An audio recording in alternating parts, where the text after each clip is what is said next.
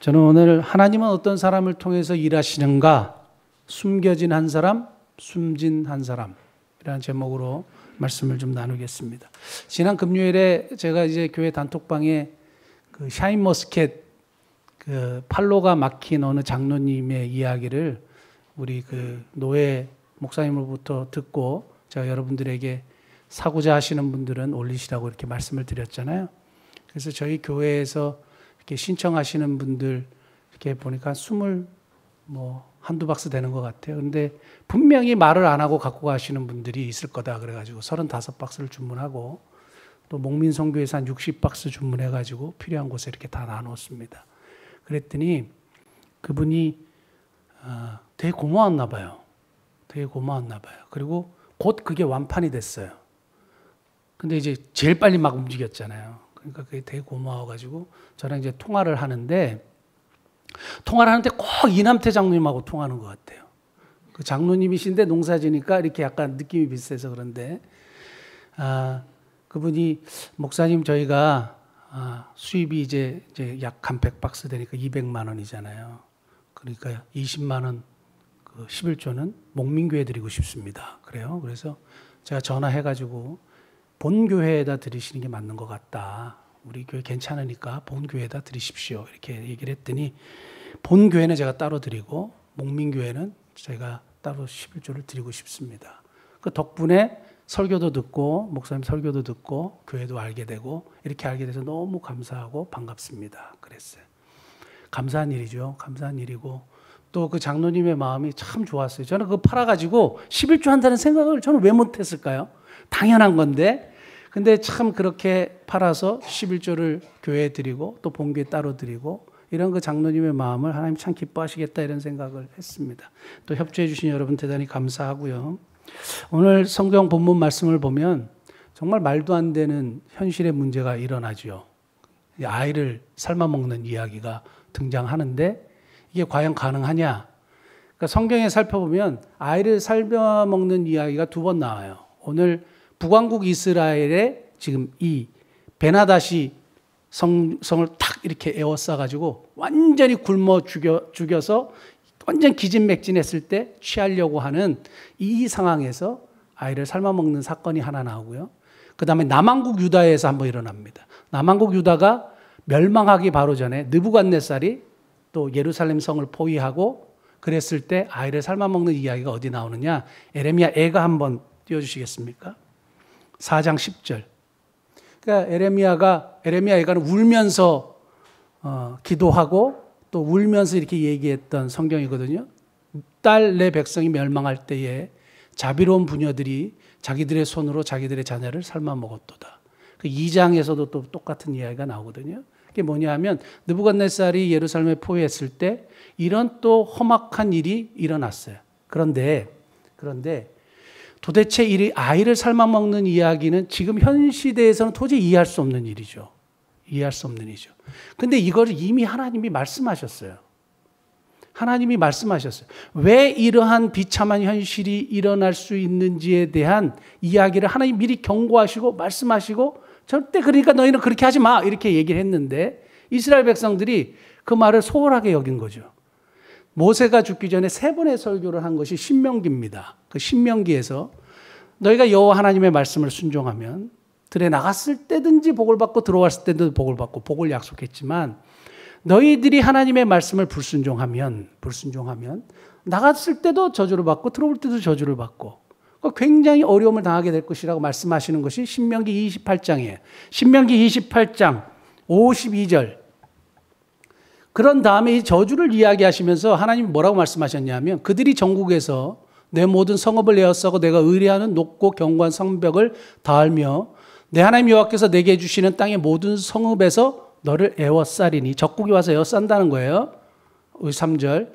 너가 적군에게 에워싸이고 맹렬한 공격을 받아 곤란을 당함으로 내 하나님 여호와께서 내게 주신 자녀 곧 내 몸의 소생의 살을 먹을 것이라. 이렇게 하나님 얘기하셨어요. 너희 중에 온유하고 연약한 남자까지도 그의 형제와 그의 품은 아내와 그의 남은 자녀를 미운 눈으로 바라보며 이러면서 이렇게 쭉 나가면서 자녀를 삶아 먹을 것이다. 이제 이 이야기를 자녀를 먹을 것이라는 이야기를 하나님이 하셨어요. 그러니까 이 자녀를 먹을 것이란 이야기를 하셨는데 왜 자녀를 먹게 되는지에 대한 이야기가 어디에 나오냐면요. 그 앞에 28장 47절. 48절. 내가 모든 것이 풍족하여도 기쁨과 즐거움으로 내 하나님 여호와를 섬기지 아니함으로 말미암아. 이거예요. 너가 줄이고 목마르고 헐벗고 모든 것이 부족한 중에 여호와께서 보내사 너를 치게 하실 적군을 섬기게 될 것이니. 이렇게 돼 있어요. 네가 약속의 땅에 들어가서 풍족함을 누리고 많은 것을 누리고 하나님이 베푸신 은혜를 다 이렇게 누릴 텐데 하나님을 잃어버리고 하나님의 말씀에 불순종하고 하게 되면 이러한 현상이 일어나게 될 텐데 그러지 말아라. 그러지 말아라. 이거예요. 이렇게 해라가 아니라 그러지 말아라 한 거예요. 그러면 말씀에 순종하면 복을 받게 되는데 말씀에 순종하는 삶을 살라고 그의 자녀들에게 강력하게 하나님이 요청하시는 겁니다. 요청하시는 겁니다. 그런데 그러면 오늘 열왕기하의 이 6장에 이 험악한 사건이 일어난 이유가 뭐냐? 하나님께 불순종한 거죠. 그리고 하나님을 떠난 거죠. 풍부하게 살면서 하나님의 은혜를 완전히 잃어버린 거죠. 결국에는 이때 당시가 여호람 왕으로 보이는데 여호람 왕 때 우상 숭배가 또 굉장히 극에 달했어요. 그러니까 하나님을 버린 거예요. 하나님을 원치 않은 거예요. 심지어 자녀들을 몰렉이라는 타 신에게 불 가운데 들여 불에 태워서 죽였어요. 그리고 불에 태워서 죽이고 그걸 또 먹었어요. 이런 일들이 일어났단 말이에요. 그러니까 아이를 삶아 먹는 이야기가 이스라엘 백성들에게 아주 그렇게 막 생뚱맞은 이야기가 아닌 것이 우상을 숭배할 때 자기 자녀를 그 우상에게 헌신한다고 불에 태워서 죽였다니까요. 그리고 자기들끼리 이렇게 나눠 먹기도 했다니까요. 하나님이 인신제사를 너무너무 싫어하시고 원하시지 않는데 이스라엘 백성들이 이렇게 폐악한 길로 간 거예요. 이런 폐악한 길로 가니까 문제가 발생하게 되고 결국 이런 험악한 일들을 경험하게 되는 겁니다. 자, 그런데 이런 원인이 있었어요. 이런 원인이 있고 이런 문제가 있었는데 엘리사가 기가 막힌 말을 합니다. 7장 1절 말씀 한번 볼까요? 엘리사가 이르되 여호와의 말씀을 들을지어다. 여호와께서 이르시되 내일 이맘때에 사마리아 성문에서 고운 밀가리 한 스아를 한 세겔로 매매하고 보리 두 스아를 한 세겔로 매매하리라 하셨느니라. 이게 이제 옛날 그 당시에 화폐 단위니까 우리가 좀 헷갈리는데 아까 여기 그 본문 6장에 보면 나귀머리 하나에 80세겔 이렇게 돼 있잖아요. 한 세겔이 노동자 4일 품삯이거든요. 요즘에 노동자 품삯이 10만 원, 15만 원 막 이렇게 한다 그러니까 10만 원만 잡아도 80세겔이면 3,200만 원이에요. 그러니까 나귀머리는 원래 레이기의 부정한 짐승이에요. 먹지 못하도록 되어 있는데 배가 고프니까 뭐 부정한 거 뭐 이런 거 아무 소용이 없잖아요. 근데 이게 먹을 것도 없어요. 근데 이게 3,200만 말도 안 되는 거죠. 말도 안 되는 거죠. 그러니까 배추 한 포기에 요즘에 뭐 10,000원, 20,000원, 30,000원 뭐 이런다고 그러면서 뭐 못 먹는다 뭐 이런 얘기 하잖아요. 그러니까 배추 한 포기에 1,000,000원. 이게 말이 되는 얘기가 아니잖아요. 그러니까 그런 일들이 지금 일어나고 있는 거죠. 배추 한 포기에 1,000,000원 누가 사 먹겠습니까? 돈 있는 사람이나 사 먹겠죠. 못 사 먹는 거죠. 그러니까 가난해서 굶어 죽는 상황이 발생하니까 아이를 먹게 된 거예요. 아이를 먹게 됐는데 이러한 현실에 갑자기 배추가 1,000,000원이었다가 다시 1,000원으로 떨어질 거야. 언제? 내일. 이렇게 된 거예요. 이런 말을 엘리사가 하나님의 말씀이라고 딱 선포를 한 거예요. 그렇게 되는 기적이 일어날 거다. 이렇게 얘기하는 거죠. 근데 이게 어떻게 가능하냐 이거예요. 어떻게 가능하냐. 제가 이 말씀을 보다가 정말 은혜를 받은 것은 뭐냐면 오늘 하나님이 어떤 사람을 사용하시는가 이렇게 얘기했잖아요. 근데 본문에 드러나지 않는 것이 딱 하나 있어요. 뭐냐면 오늘 본문에서 엘리사를 통해서 하나님이 하나님의 메시지를 전달하시지만 이걸 이루어 가시는 과정은 숨겨진 한 사람이 있어요. 숨겨진 한 사람이. 한 번만 찾아보겠습니다. 우리 역대하 6장 28절. 역대하 6장 28절에서 31절 말씀까지 보면 만일 이 땅에 기근이나 전염병이나 곡식이 시들거나 깐부기가 나거나 메뚜기나 황충이 나거나 적국이 와서 성읍들을 에워싸거나 지금 여기서 두 가지가 일어났어요. 오늘 본문 25절에 보면 본문 25절에 성이 크게 줄여서 이렇게 돼 있는데 그것이 큰 기근이 있었다 이렇게 히브리어 성경은 되어 있거든요. 그러니까 큰 기근이 있었고 적국에 에워싸였죠. 그래서 무슨 재앙이나 무슨 질병이 있거나를 막론하고 29절 한 사람이나 혹 주의 온 백성이 이스라엘이 다 각각 자기 마음의 재앙을 깨닫고 재앙과 고통을 깨닫고 이 성전을 향하여 손을 펴고 무슨 기도나 무슨 간구를 하거든 주는 계신 곳 하늘에서 들으시며 사유하시되 각 사람의 마음을 아시오니 그의 모든 행위대로 갚으시옵소서. 주만 홀로 사람의 마음을 아심이니이다. 그러니까 이러한 기근이 있고 성중이 이렇게 적국인에게 에워싸이는 이러한 재난 앞에 한 사람 또는 온 백성은 아니죠. 그러니까 한 사람이 이 성전을 향하여 자기의 재앙과 고통을 깨닫고 하나님 앞에 회개하며 기도하면 하나님 들어주십시오. 이렇게 솔로몬이 기도했단 말이에요. 그래서 7장 1절, 역대하 7장 1절. 솔로몬이 기도를 마침에 불이 하늘에서 내려와서 그 번제물과 제물들을 사르고 여호와의 영광이 그 성전에 가득한, 이거는 그 기도를 받으셨다는 거예요. 12절. 밤에 여호와께서 솔로몬에게 나타나서 그에게 이르되 내가 이미 너 기도를 듣고. 자, 그러면 하나님이 솔로몬의 기도를 들으셨다. 오케이. 내가 그러면 한 사람이 그렇게 기도하면 내가 해줄게. 해결해 줄게. 이렇게 된 겁니다. 자, 그러면 오늘 이러한 처참한 환경 속에서 이것을 누가 해결할 수 있는 방법이 아무것도 없는 상황 속에서 한 사람이 성전을 향하여 기도한 거예요. 하나님, 이것이 우리들의 죄악 때문이 아니겠습니까? 하나님 용서해 주시고 우리를 도와주십시오. 우리를 살려주십시오. 지금 아이를 다 삶아먹고 있고 지금 이런 처참한 현실 속에서 우리를 좀 불쌍히 여겨주십시오 하는 한 사람이 있었다 이거예요. 한 사람인지 두 사람인지 우리가 가늠할 수 없지만 최소한 한 사람이, 숨겨진 한 사람이 있는 거예요. 그러니까 그 사람을 통해서 하나님이 응답하신 거예요. 언제든지 하나님이 갑자기 애들 삶아먹고 이러니까 너무 불쌍해가지고 갑자기 역사하셨다, 이거 아니에요.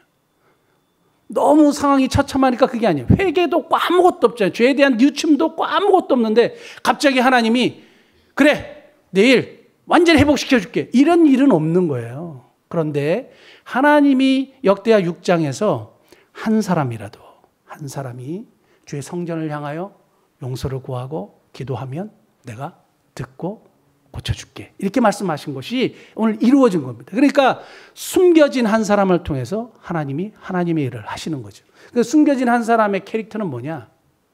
그러니까 하나님은 어떤 사람을 사용하시느냐? 첫째는 하나님의 말씀을 그대로 믿고 기도하는 사람이에요. 굉장히 국민학교적인 교과서적인 답변이지만 이거예요. 하나님의 말씀을 그대로 믿고 기도하는 사람이에요. 하나님의 말씀을 그대로 내가 믿고 기도하는 사람이에요. 그래서 그 말, 야, 그게 될 것 같아? 그렇게 기도하면 뭐 해결이 돼? 이게 지금 아이를 삶아먹고 이게 지금 사람들이 저기 어마어마한 지금 군대들이 우리를 에워싸고 있는데 뭐 기도한다고 되냐?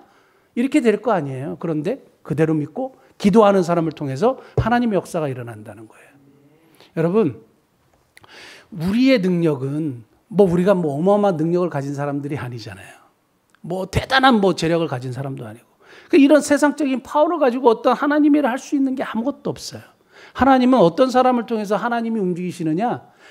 하나님의 말씀 믿고 그대로 믿고 기도하는 사람을 통해서 하나님이 움직여 가시는 거예요.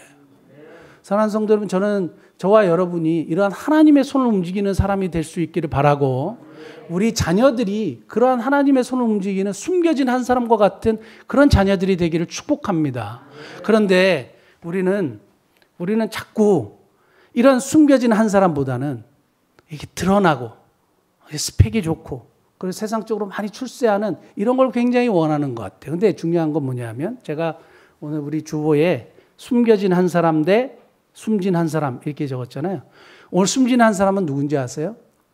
7장 2절 말씀 보면, 그때 왕이 그의 손에 의지하는 자 곧 한 장관이 하나님의 사람에게 대답하여 이르되 여호와께서 하늘에 창을 내신들 어찌 이런 일이 있으리요 하더라.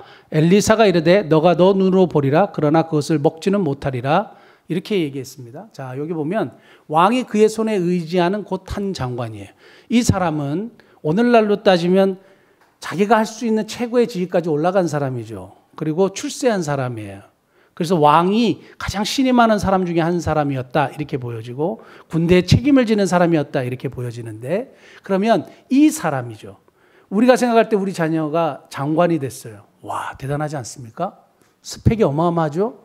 자랑스럽죠? 그런데 이 사람은 뭘 했냐면 하나님의 말씀을 전혀 믿지를 않았어요.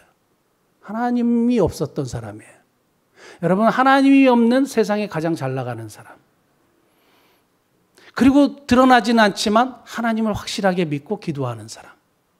근데 어떤 걸 선택하시겠어요? 여기 교회 안에서는 이걸 선택해야죠 하지만 여전히 우리는 세상적인 가치관을 가지고 이러한 사람을 선택하고 이걸 추구하고 이것을 위해서 기도하고 그래야 된다고 얘기하고 이런단 말이에요.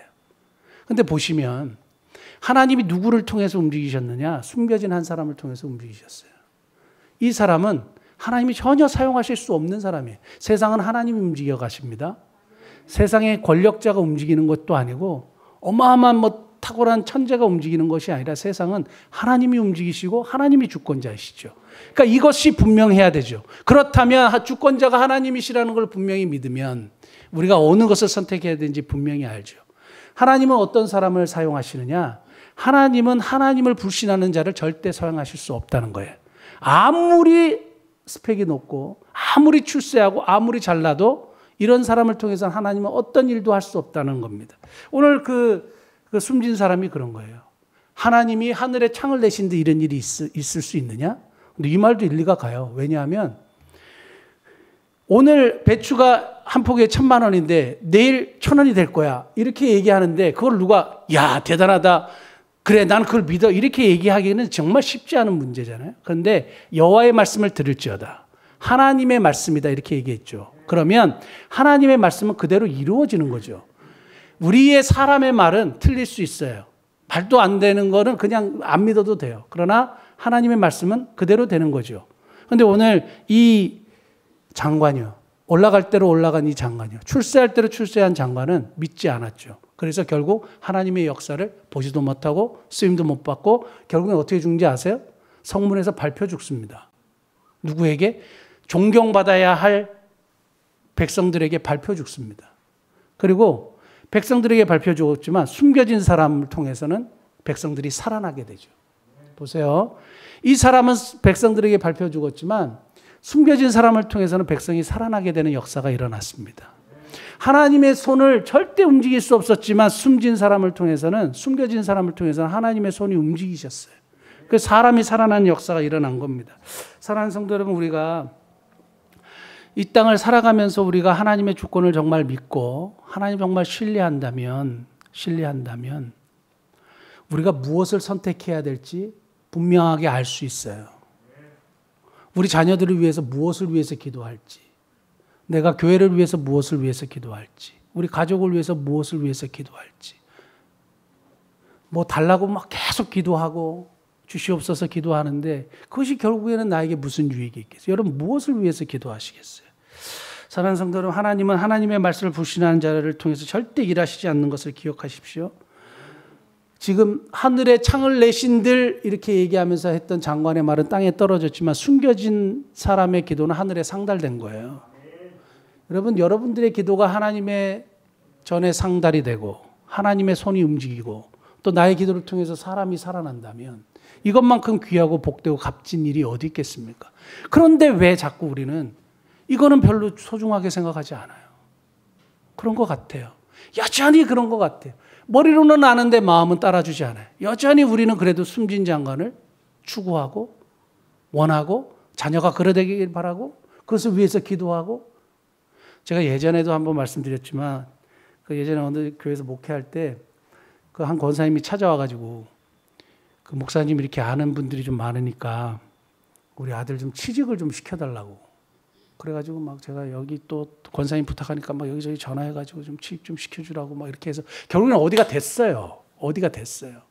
그리고 목사님 이 기회를 통해서 우리 애가 정말 교회를 좀 나오고 신앙생활하고 그래서 목사님 만나서 이렇게 했으면 좋겠다 그래가지고 뭐 만나서 같이 기도도 하고 그래서 마음이 되게 열려 있어요. 하도 직장이 안 구해지니까 마음이 너무 열려 있고요. 그래갖고 딱 했는데요. 직장에 딱 들어갔어요. 근데 주일날도 일해야 되는 직장인 거예요. 그런데 권사님이 싱글벙글이야. 너무 싱글벙글이야. 직장이 됐다 이거야. 그 주일 예배는요.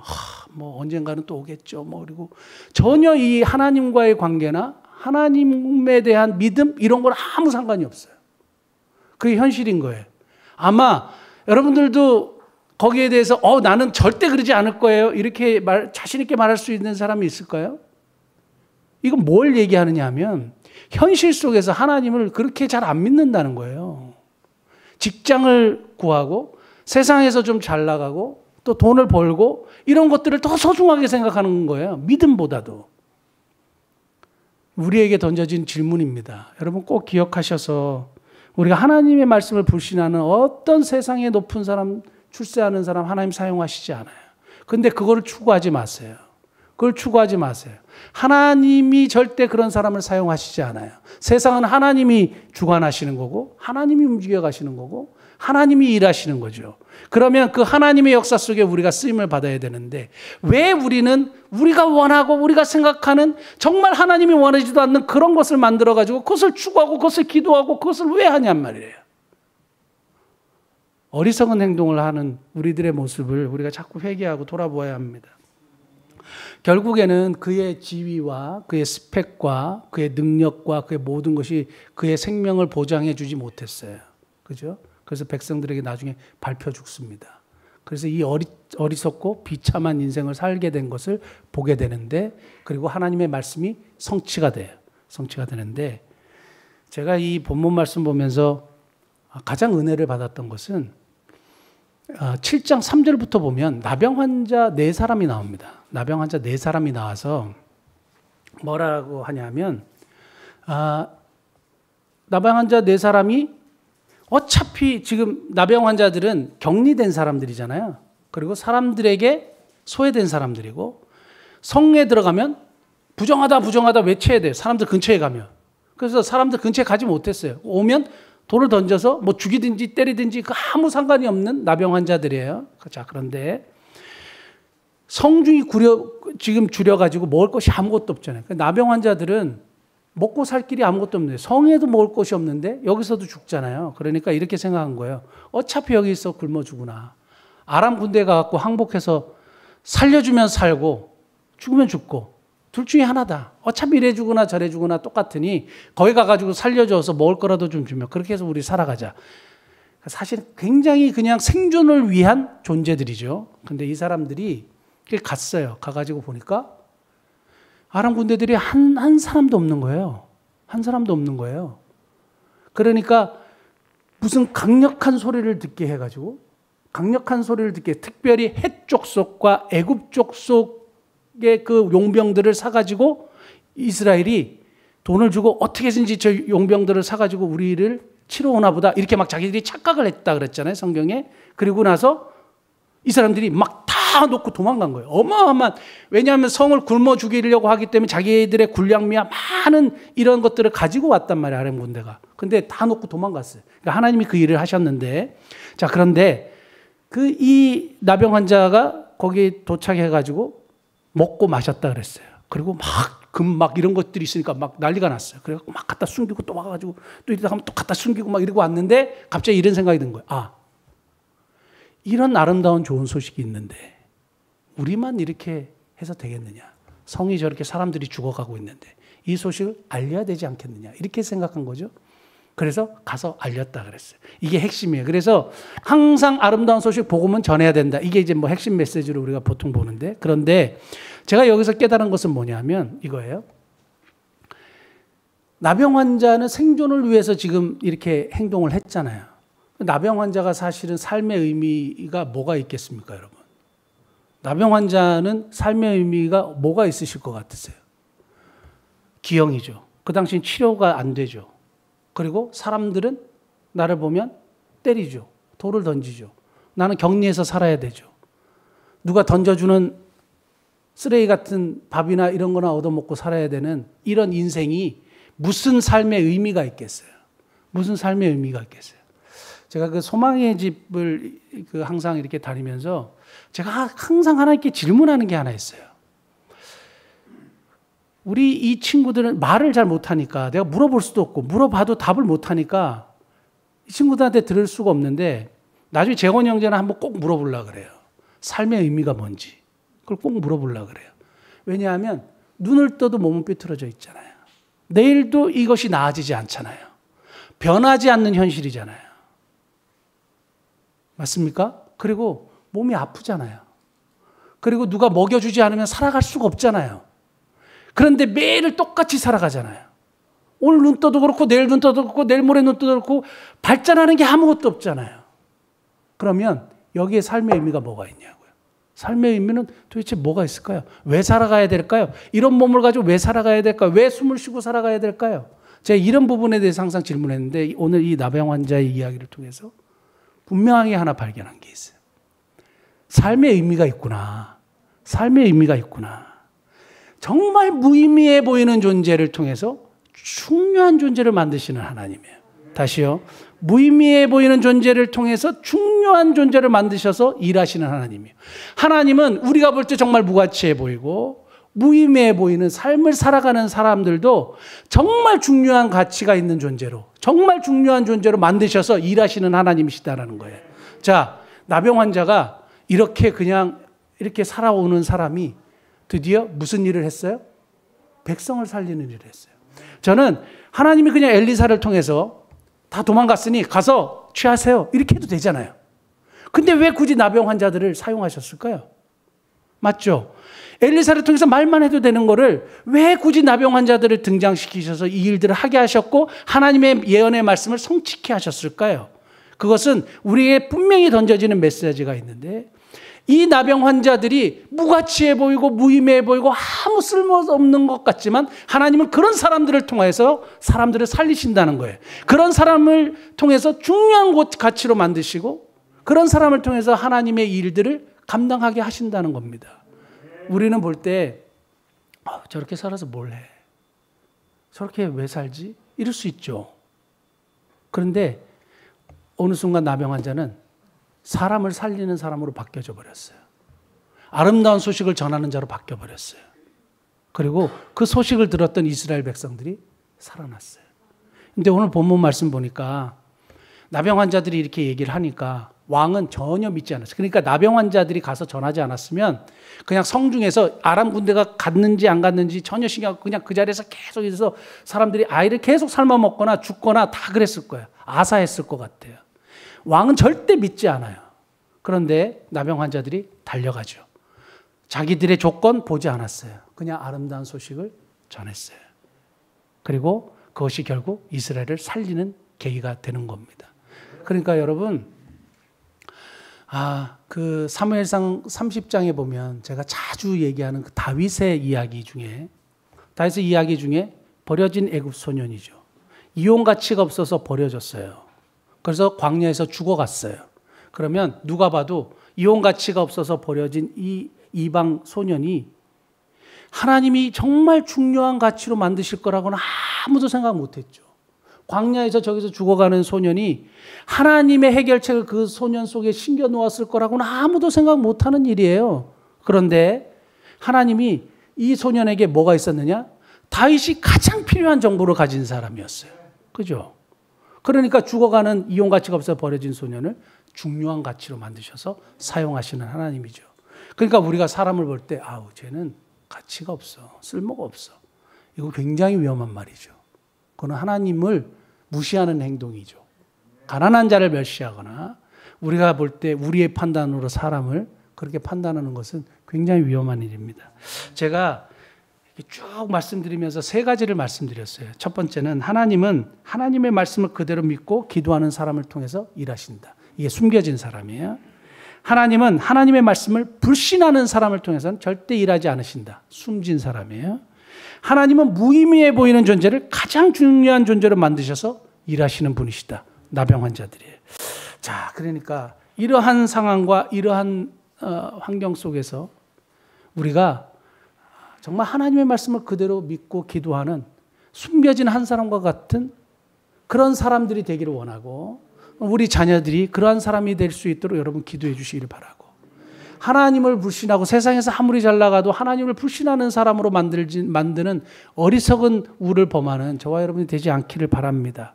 하나님은 무의미해 보이는 존재를 통해서 중요한 존재로 만드셔서 하나님의 일을 감당하는 분이신 줄 믿습니다. 기도하시겠습니다.